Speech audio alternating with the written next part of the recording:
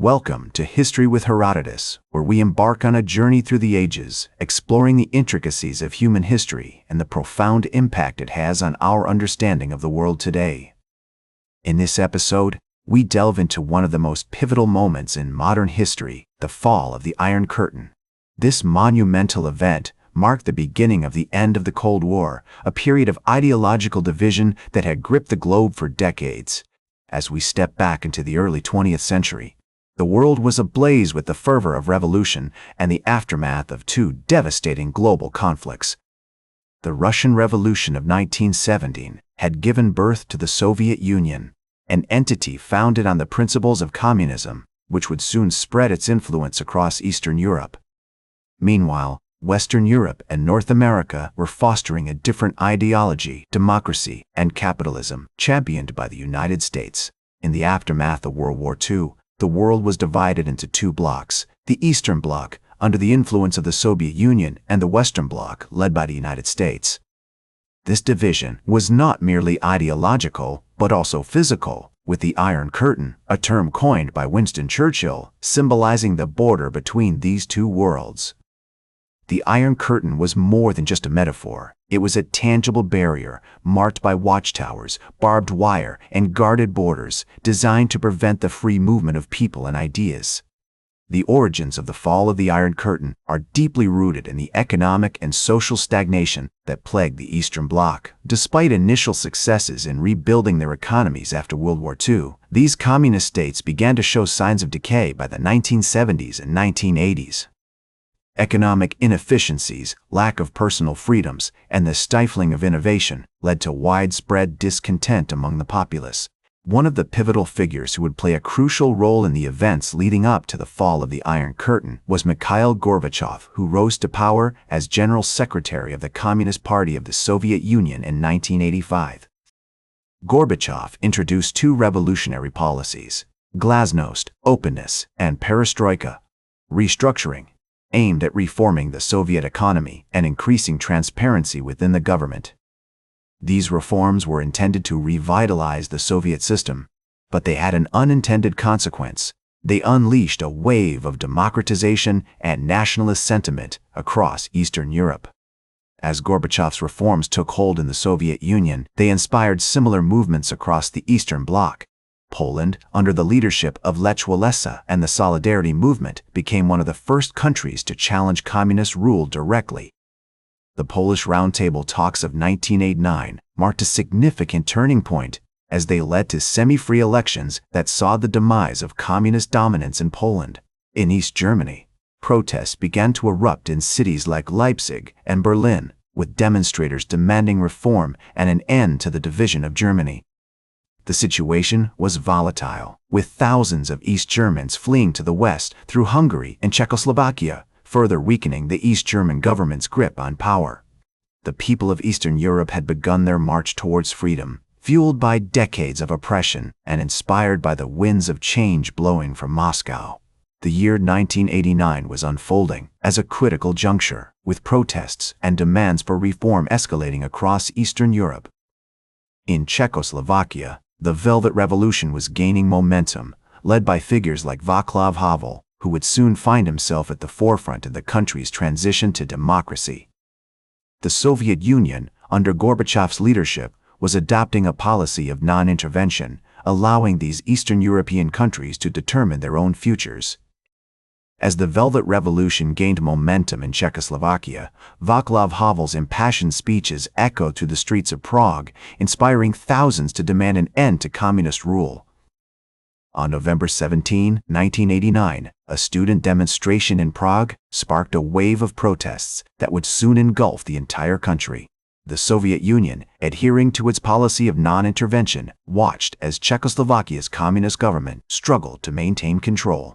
In East Germany, the situation was reaching a boiling point.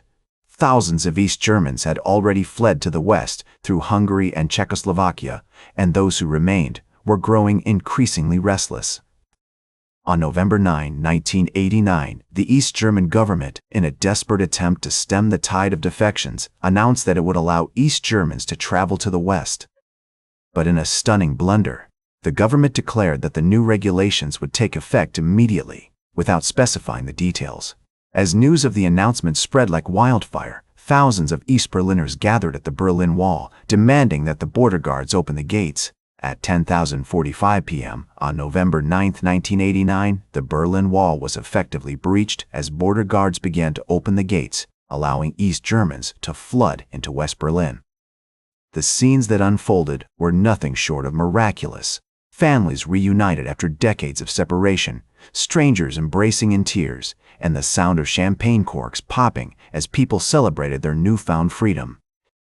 As one eyewitness recalled, "It was like a dam had burst and the pent-up emotions of an entire nation came pouring out." The Berlin Wall, once a potent symbol of division and oppression, had become a gateway to freedom. In the weeks that followed, the communist governments of Eastern Europe began to crumble. In Bulgaria, the longtime dictator Todor Zhivkov was ousted on November 10, 1989, marking the beginning of the end of communist rule in that country. In Romania, the brutal regime of Nicolae Ceausescu was toppled on December 25, 1989, after a violent crackdown on protesters sparked a nationwide uprising. As the old regimes collapsed, new leaders emerged to guide their countries towards democracy and freedom. In Poland, Lech Wałęsa's Solidarity movement had already paved the way for democratic reforms, while in Czechoslovakia, Václav Havel's charisma and vision inspired a nation to embrace its newfound independence. In East Germany, the process of reunification with West Germany was already underway, with Chancellor Helmut Kohl playing a key role in negotiating the terms of German unity. As the old regimes collapsed, new leaders emerged to guide their countries towards democracy and freedom. The process of reunification in Germany was a complex and delicate matter, with Chancellor Helmut Kohl playing a key role in negotiating the terms of German unity. On March 18, 1990, East Germans went to the polls in their first free elections, with the Christian Democratic Union, led by Lothar de Maizière, emerging as the winner. This marked a significant milestone on the path to reunification, which was formally completed on October 3, 1990, when East and West Germany were officially reunited. In the years that followed, the countries of Eastern Europe continued to transition towards democracy and market-based economies. The Czech Republic and Slovakia peacefully split in 1993, while Poland and Hungary made significant strides in consolidating their democratic institutions. As Václav Havel, the former Czech president, once said, "The fall of the Iron Curtain was not just a political event, but a human one, a moment when people rediscovered their freedom and their dignity." This sentiment captures the essence of the fall of the Iron Curtain, which was as much about the liberation of individuals as it was about the transformation of governments. Today, the fall of the Iron Curtain is remembered as a pivotal moment in modern history, marking the end of the Cold War and the beginning of a new era of global politics. The event has been commemorated in numerous ways, from the preservation of the Berlin Wall Memorial to the establishment of museums and archives dedicated to the history of communism and its collapse. The event marked a significant shift towards globalization, as former communist countries began to integrate into the global economy and participate in international institutions. The fall of the Iron Curtain also had a profound impact on the way we think about freedom, democracy, and human rights. As people around the world watched the events unfold in Eastern Europe, they were reminded of the power of individual action and the importance of standing up against oppression. The event has inspired countless movements for democracy and human rights, from the Arab Spring to the protests in Hong Kong. That's all for today's History with Herodotus. Remember to like, share, and subscribe, and until next time, remember that to understand the present, we must first understand the past.